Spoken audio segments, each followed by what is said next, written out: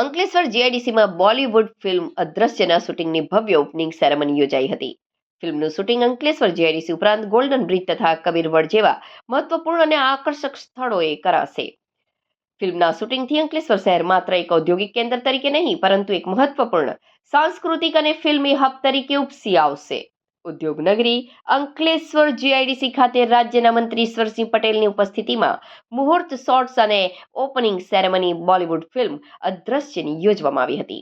આ અવસરે યશરાજ ફિલ્મ્સના પ્રખ્યાત ડિરેક્ટર કુણાલ કોહલી તેમજ બોલિવૂડના જાણીતા કલાકારો ફ્રેડી દારૂવાલા, વિદ્યા માલવડે અને ફરનાઝ સેટ્ટીની વિશેષ ઉપસ્થિતિ રહી હતી.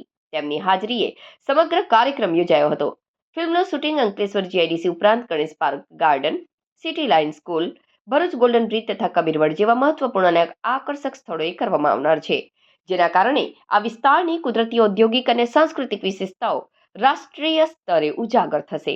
આ ફિલ્મના શૂટિંગથી અંકલેશ્વર શહેર માત્ર એક ઔદ્યોગિક કેન્દ્ર તરીકે નહીં, પરંતુ એક મહત્વપૂર્ણ સાંસ્કૃતિક અને ફિલ્મી હબ તરીકે સમગ્ર દેશમાં પોતાની આગવી ઓળખ સ્થાપિત કરશે.